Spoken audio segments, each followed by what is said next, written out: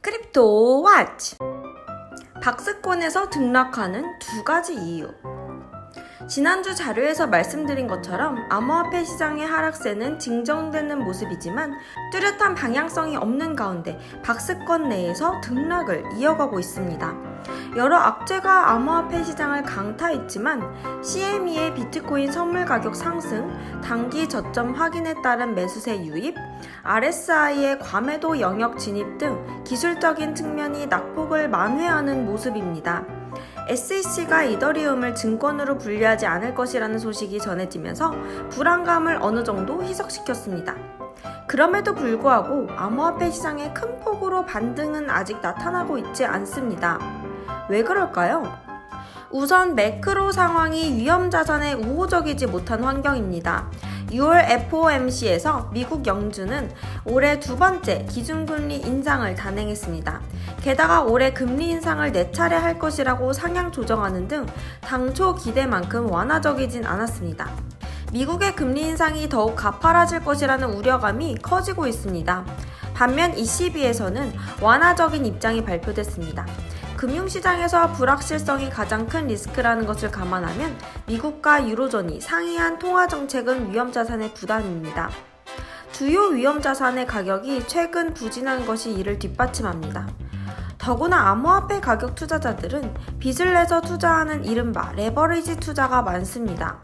금리 상승은 이자 부담 가격 측면에서도 암호화폐 투자를 위축시킬 수 있습니다. 두 번째는 규제에 대한 가이드라인 발표가 임박했기 때문입니다. 지난 3월 G20 재무장관 및 중앙은행 총재회담에서 암호화폐에 대한 규제 논의를 끝내지 못하고 7월 G20 회담으로 연기했습니다. 각국은 오는 7월까지 규제에 대한 가이드라인을 제시할 것으로 보여 암호화폐에 대한 노이즈가 많아질 것으로 보입니다. 최근 중국과 러시아 정부는 블록체인 기술이 국가 경쟁력의 핵심이 될 것이라는 지지를 표현하기도 했습니다. 우리나라도 6월 지방선거가 끝난 만큼 관련 논의가 구체적으로 나올 시기가 다가오고 있습니다. 빠르면 6월 중에 한국은행은 관련 보고서를 발표할 예정입니다. 결국 점차 암호화폐가 양성화되어가는 과정에서 나오는 일시적인 잡음입니다.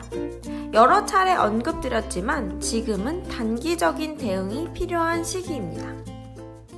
크립토 차이나. 중국 자금이 암호화폐에 유입되는 이유.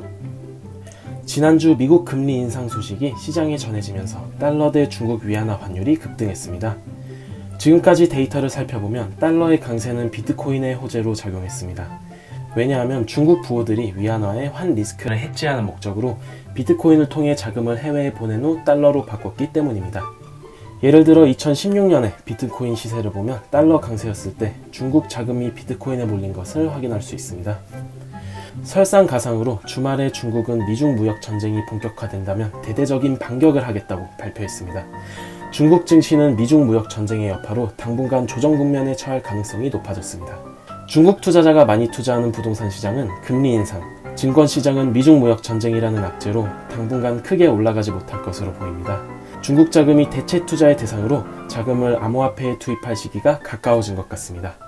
실제 중국 자금은 올해 미국 금리 인상하는 것을 미리 대비해서 6월부터 이미 30억 위안 이상의 비트코인을 순매수했습니다. 중국 자금 누적 순유입은 비트코인 가격을 방어하는 역할을 하고 있습니다.